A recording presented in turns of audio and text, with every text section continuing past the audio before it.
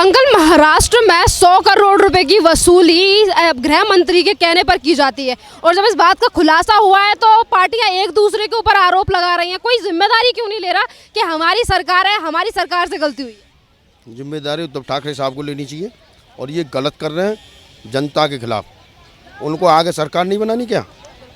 देखो, भ्रष्टाचार हर सरकार करती हुई आई है, लेकिन इतना नहीं करना चाहिए।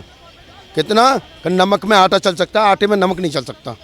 मैं उद्धव ठाकरे साहब से कह रहा हूँ कि ऐसा मत कीजिए, जनता पर दबाव मत डालिए। जनता वैसी लॉकडाउन की मरी हुई पड़ी है और वैसे तुम मार रहे हो। जनता लॉकडाउन की मरी हुई है। एक हर आदमी 2-2 रुपये के लिए तरस रहा है इस टाइम। और कौन तरस रहा है? मिडिल क्लास का आदमी तरस रहा है और नहीं कोई तरस रहा। ये तो पैसे वाले हैं, नेता हैं, ये तो कुर्सी पे बैठे हैं, इन्हें तो आग लगो पूरे हिंदुस्तान में, इन्हें कोई मतलब नहीं। इन्हें तो अपने मतलब से मतलब है, क्योंकि हमें पैसा मिलना चाहिए, जनता बेकार जो। तो बाबा यही मैटर उठा जब एक एमपी हैं, उन्होंने भी यही कहा कि उद्धव ठाकरे को इस बात की जिम्मेदारी लेनी चाहिए, तो उनके एमपी उन्हें धमकी देने लगते हैं। उस औरत को कहते हैं कि तुम्हें जेल में डाल देंगे। वो मैडम जिन्होंने एक्शन लिया था, मुझे मालूम, मैंने देखा था चैनल, लेकिन उनकी गलती है। जेल में डालोगे, क्या करोगे जेल में डाल के? वो तो फिर जमानत पर आ जाएंगी, लेकिन अपनी साख खराब हो जाएगी उनकी। उद्धव ठाकरे साहब की साख खराब हो जाएगी। मुश्किल से तो सरकार बनी है शिवसेना की, मुश्किल से बनी है कि खूब पैर पीटती तरह कांग्रेस से मिल करके और उससे मिल करके शरद पवार साहब से जब सरकार बनाई इन्होंने बीजेपी का दामन छोड़ दिया, क्योंकि बीजेपी के साथ थे, हिंदू कट्टरवादी थे ये। इन्होंने क्या करा? गलत करा ना सरकार बना के। या तो सरकार बनाती नहीं, या दोबारा चुनाव कराते हैं आप, दोबारा चुनाव कराते। तो गलती उनकी है, उद्धव ठाकरे साहब की। ये गलत कर रहे हैं जो करोड़ों रुपया वसूली कर रहे हैं जनता से। अंकल, मुझे ये बताइए कि अंबानी के घर के सामने बॉम्ब प्लांट कर दिया जाता है, फिर उसके बाद इस तरीके की चीज़ें अपने आप को बचाया जा रहा है। अंबानी से क्या दुश्मनी हो गई सरकारों की? सब ऐसे ही है, आप जानते हो बेटा, बहुत बड़ी इनकी राजनीति होती है। उनके यहाँ अंबानी साहब के क्यों बम ब्लास्ट होता है, मेरे घर पे क्यों नहीं होता? मेरे घर पे क्यों नहीं होता? क्योंकि उनको तो मीडिया पर छा देंगे, मुझे मीडिया पर नहीं छा सकते। अभी 4 आदमी मेरे में गोली मार जाएं तो कहे मर गया, चलो कोई बात नहीं, पापड़ वाला था मर गया, कोई बात नहीं, कह देंगे। और लेकिन आज अंबानी पैसों का खेला, पैसे वाले हैं। किसी अच्छे आदमी को कोई थोड़ी टच हो जाए ना, अभी ममता बनर्जी के बंगाल में पैर में चोट आ गई थी, कह जी हमला कर दिया। हमला नहीं करा गया, वो मैं भी देख रहा हूँ, वो भी मैं देख रहा हूँ। एक गेट खुला है, गाड़ी का गेट खुलने के बाद एक खम्भा है इतना बड़ा, वो खम्भा गेट जैसे लगा ना, तो गेट एकदम लौट के उनके पैर में लगा ममता बनर्जी के, जब उनके पैर में चोट आई है। मुझे ये बताइए कि महाराष्ट्र में एक के बाद एक इस तरीके के घोटाले निकल कर आ रहे हैं। जनता से 100 करोड़ रुपए की उगाही का मामला सामने आया। आपको क्या लगता है कि कितना दिन और चल पाएगी ये सरकार महाराष्ट्र में? सरकार तो ज़्यादा चले, महीने 2 महीने चलेगी, ऐसा ही होगा तो और सरकार गिर जाएगी। अगर समर्थन सही रहा तो नहीं गिरेगी, लेकिन ये गलत कर रहे हैं, जनता के खिलाफ गलत कर रहे हैं। मैं तो इसी बात को गलत कर रहे हैं उद्धव ठाकरे। ये बोलते हैं कि हमारी सरकार गिरेगी नहीं, और अब एक आपस में ही सरकार के जो लोग हैं वो आपस में लड़ने लगे हैं। शिवसेना, एनसीपी सारे आपस में जाएगी, आपस में लड़ने लगे तो फिर तो गिरी जाएगी, फिर तो कोई मतलब ही नहीं है।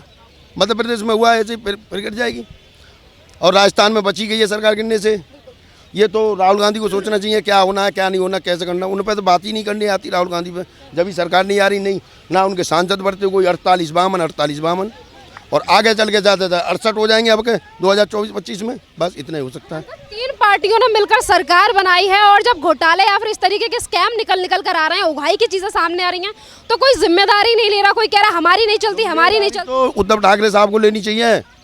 वो वहाँ के मुखिया हैं, वो मुख्यमंत्री हैं वहाँ के, उन्हें लेनी चाहिए। वो CM है, उनको पूरी जिम्मेदारी लेनी चाहिए कि ऐसा नहीं होना चाहिए, ये कदम नहीं उठाया जाए।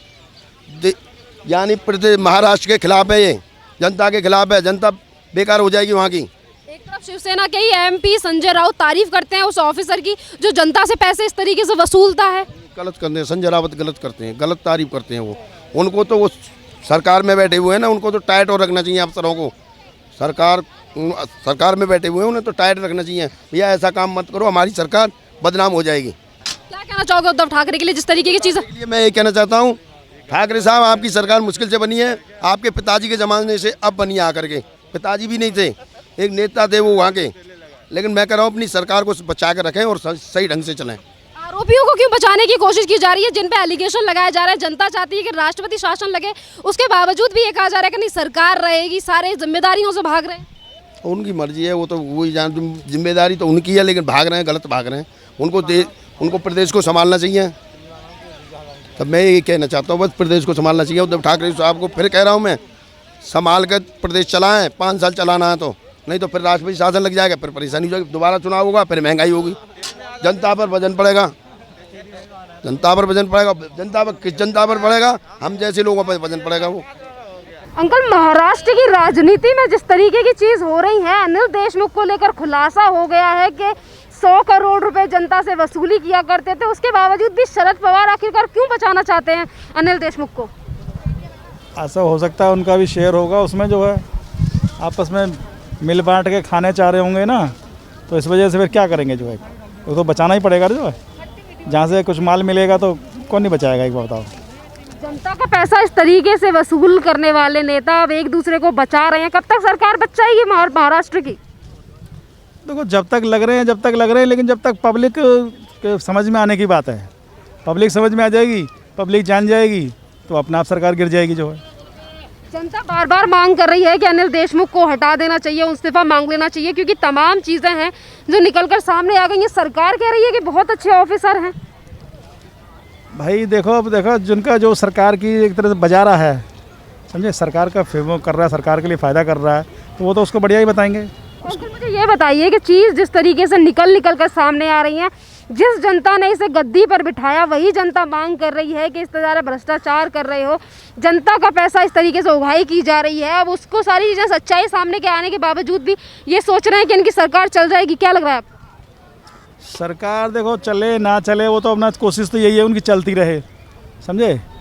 अब ये तो जनता को भी जनता की मांग है, लेकिन जनता की बेचारे की सुनता कौन है? जनता की कोई नहीं सुनता है।